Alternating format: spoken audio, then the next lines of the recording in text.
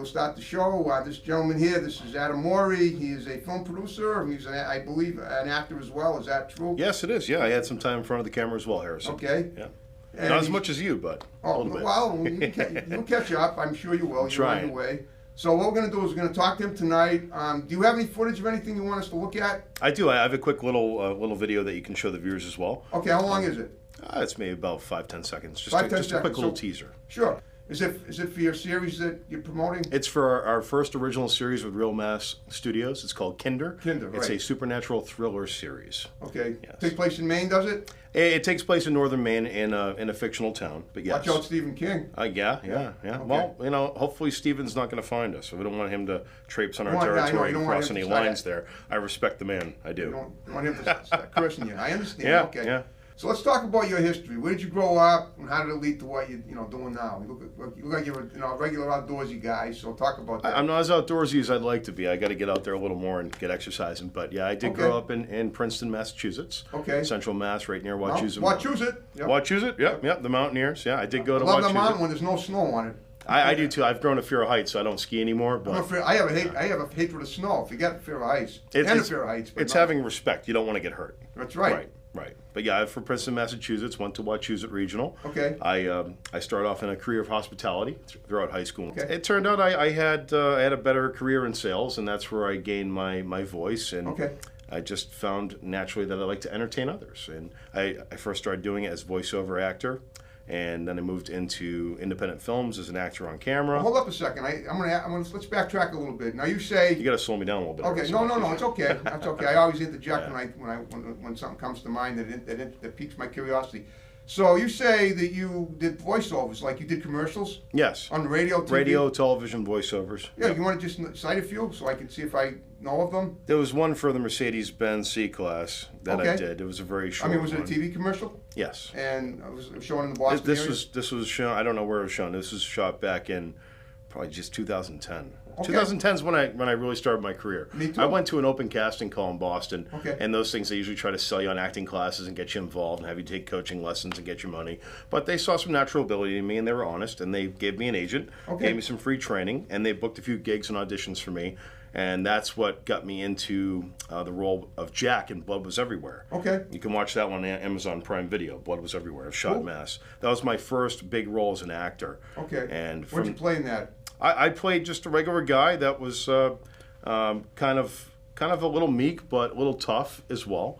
Okay. And it was a horror movie. I ended up getting killed. So I'll Good. give you that spoiler. mean, it's always fun to Yeah. get killed. I've been killed in some movies myself, so I enjoyed it. I know how it feels. I've been in some other smaller films that you Yep. probably never heard of, but nothing big.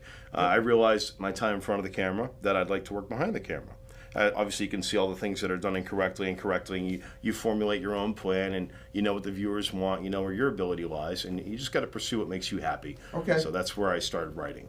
Okay, writing. Yeah. Cool. Okay, so you found that you were like testing the waters. As someone who loves boats, there's nothing wrong with using that analogy. No, Okay. absolutely not. I mean, in other words, so you thought at the beginning you impressed the people that you had what it took to be an actor and do voiceovers. But then once you tried it, you said I'd rather be writing and and producing my own stuff. It perked my interest. It did. It did. Yeah. Okay. And I've always been a creative person. I love entertaining people, and to have a role where I can write something and create something for people to watch and admire versus just, I mean, I'm no spring chicken or a pretty boy. I mean, you don't want me in front of the camera anymore. But I wanted to entertain people in a different way. Right. I wanted to see what it took to get behind the scenes and start something from 0 up to 100. And Cool. Yeah. So Kinder, yes, I co-wrote the project with my writer Stephen Scott Kegler. Okay, just curious, who was your agent? You mentioned you had an agent. Back in the day, her name was Yes. Melissa from John Robert Powers Agency. There you go. Yeah. That's pretty exclusive. Yeah, well, I mean, it's not as hyped up as it. Listen, it wasn't a big career. I took a class there once. I wasn't in any big Hollywood films, Harrison. Oh, that, and I wanted to get away from everything. I wanted a little break, so I took a year off, a year and a half or so, and I had some ideas, and I just started writing. And it turns out that I wrote 2 or 3 projects in the last year and a half. Yep. And one of them right now is Kinder. That one's going to start filming this weekend. That's Kinder. Yes. So when are you going to start filming that?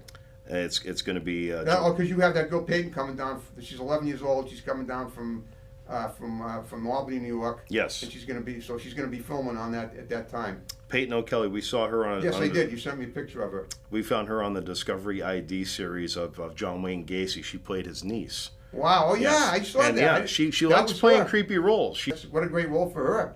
And it's funny because she came down and did a project with us. We had an open casting call for a short film Yep. called The Longest Ride. We filmed that about a year ago, and her Okay. mother brought her all the way down. And then she was 9 then. This was 2 years ago? Yeah, Okay. yeah. Mother brought her all the way down. We did a quick 15-minute short film for the festivals. Wow. And she was so good. The girl could just cry on demand. She'd stop, she'd laugh, she'd giggle. Just very good in front of the camera. Fall direction very well. I was very impressed with her professional ability as an Wow. actress.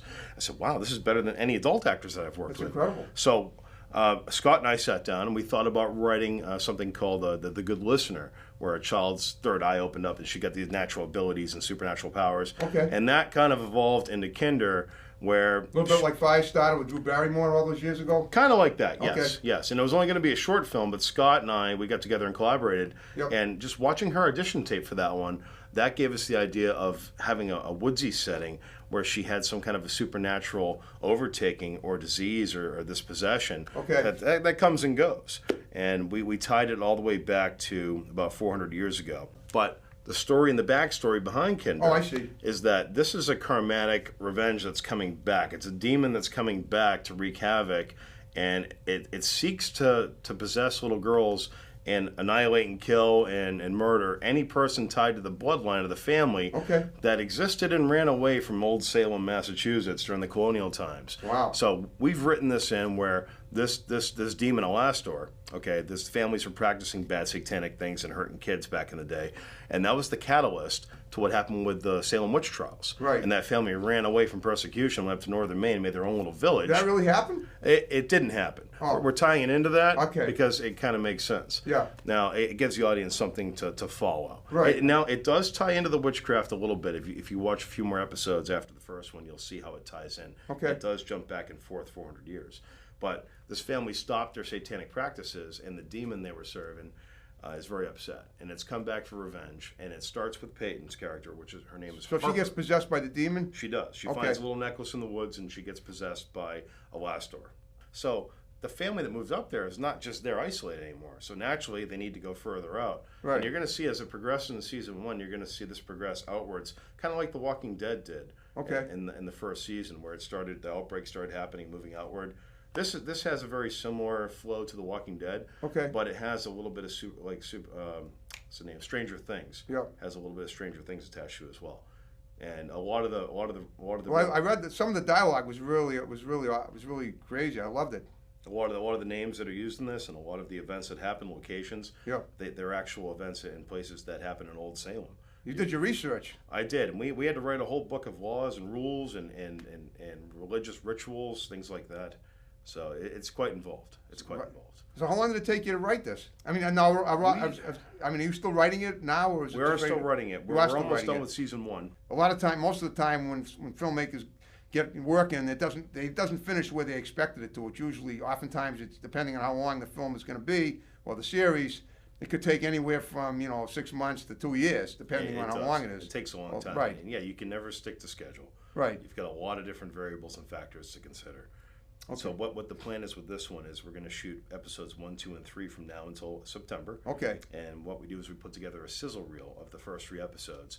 Then it gets presented to the networks and streaming platforms like Netflix, Amazon, Hulu, Wow. Disney, whatever. So there's lots of companies that are interested in it right now, but they want to see what we can do as a production team and a crew and writers and directors together. Right. And when we present that, and they make an offer and they want to buy it, they want us to produce more episodes, they'll give us money to do that. Wow. So there's no guarantee. Right. It's a shot in the dark. Now there is a huge interest in this so far. We've But got you're some great- confident, and you know a lot of people that are on board. Yeah, we've got some Okay. great people involved, excellent actors and actresses. That's how you make connections. My director, Daniel McNulty, Yep. is amazing. He worked with Warner Brothers for several years. Wow. And we're partnered up. Real Mass Studios is my company with Dan.